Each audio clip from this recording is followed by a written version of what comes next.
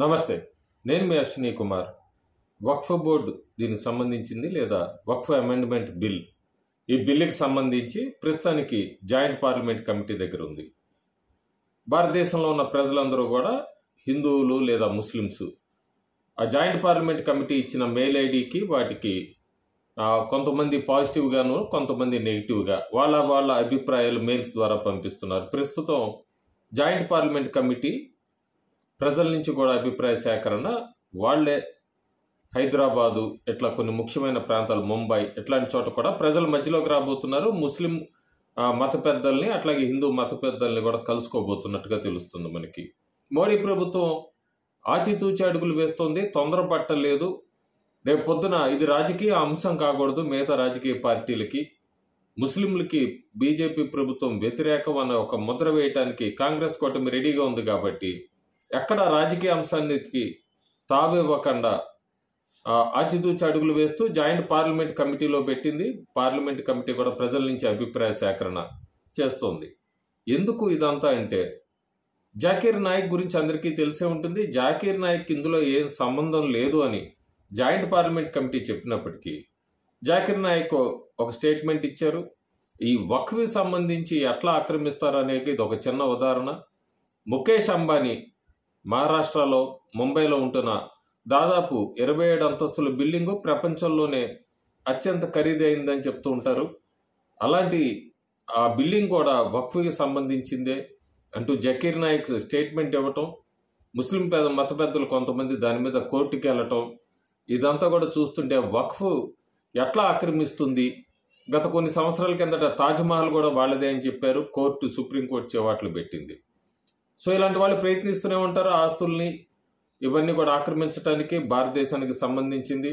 ఎందుకంటే ఎప్పటిదాకా కాంగ్రెస్ ప్రభుత్వం వక్ఫ్ మీద తీసుకొచ్చిన బిల్లు దానికి సంబంధించిన దాని మీద ఎక్కడా కూడా వాళ్ళు కోర్టులకు వెళ్ళటానికి లేదు. ట్రిబ్యునల్ కోర్టులోనే వక్ఫ్ బోర్డుకే వాళ్ళు నిరూపించుకోవాలి. ఓనర్లు సరైన డాక్యుమెంట్స్ ఉన్నాయా లేదా, ఆస్తి వాళ్ళకి సక్రమిస్తుందా లేదా, వక్ఫ్ బోర్డు కనుక తృప్తి చెందకపోతే వాళ్ళు తీసుకోవచ్చు.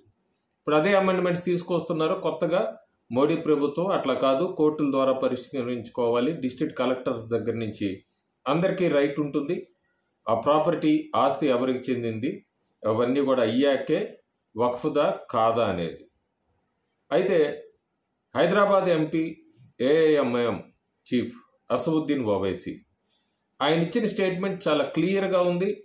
హైదరాబాద్లో శనివారం నాడు దాని క్లియర్గా ఆ స్టేట్మెంట్ బట్టి చెప్పచ్చు వక్ఫ్లో ఎన్ని అక్రమాలు జరిగినాయని. उत्तर प्रदेश में 1,21,000 वक्फ की प्रॉपर्टीज हैं, 1,12,000 के पास कागज ही नहीं है. ఆయన ఒక సభలో మాట్లాడుతూ దాదాపు ఉత్తరప్రదేశ్లో 1,27,000 వక్ఫ్ ప్రాపర్టీస్ ఉన్నాయి. రేపు పొద్దున ప్రభుత్వం దాన్ని తీసేసుకుంటే మన పరిస్థితి ఏంటి? ఎందుకంటే 1,21,000 ప్రాపర్టీస్కి 1,12,000 ప్రాపర్టీస్ ఆస్తులకి డాక్యుమెంట్సే లేవంటూ కూడా అసదుద్దీన్ ఓవైసీ ప్రకటించారు. అంటే దాదాపు 1,27,000లో 1,12,000కి లేవంటే అవంతా కూడా అన్యాయంగా అక్రమంగా ఆక్రమించింది అని అసదుద్దీన్ ఓవైసీయే స్వయంగా ఒప్పుకున్నట్టు అవుతుంది. దీన్ని బట్టి తెలుస్తుంది అసలు దీన్నే తీసుకోవచ్చు, సుప్రీంకోర్టులైనా ఎవరైనా వాళ్ళ ఆక్రమించుకుంది ఎట్లా ఉంది అన్నది, వాళ్ళ రూల్స్ ఏంటి అనేది. అయినా కూడా మోడీ ప్రభుత్వం నెమ్మదిగా వెళ్తోంది, అందరి అభిప్రాయాలు తీసుకుంటోంది. రేపొద్దున ఇది మా మత విద్వేషాలకి ఎక్కడ కూడా ఛాన్స్ ఇవ్వకూడదు విపక్షాలకు అన్నట్టుగా. కానీ క్లియర్ కట్ 2 పాయింట్స్.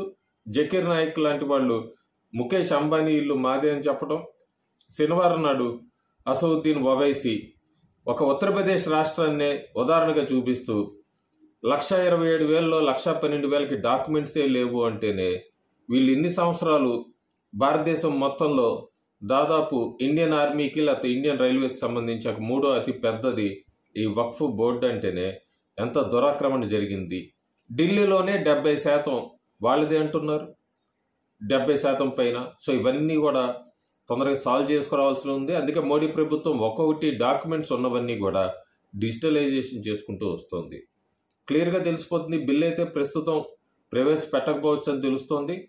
ఈ ప్రజాభిప్రాయ సేకరణ, జాయింట్ పార్లమెంట్ కమిటీ వీళ్ళు ఇచ్చినవన్నీ కూడా తీసుకొని దాన్ని బట్టి మళ్ళీ బిల్లు రూపొందిస్తారని తెలుస్తుంది. ఏదైనప్పటికీ ఇలాంటి బిల్లుని అసలు అమెండ్మెంటే కాదు, అబాలిష్ చేయాలి. ఇదంతా కూడా ఎప్పుడో నెహ్రూ కాలం నుంచి అలా తీసుకొచ్చినవి, అవే నడిపించుకుంటూ వచ్చింది కాంగ్రెస్ ప్రభుత్వం. ఇల్లీగల్ బిల్ అని చెప్పచ్చు క్లియర్గా. ఇలాంటి బిల్స్ని అమెండ్మెంట్ అంటాం కూడా అబాలిష్ చేస్తేనే బాగుంటుంది అన్నది జాయింట్ పార్లమెంట్ కమిటీకి చాలామంది మెయిల్స్ పంపించినట్టుగా తెలుస్తుంది. చూద్దాం డెసిషన్ ఏం తీసుకుంటారు అనేది. Thank you.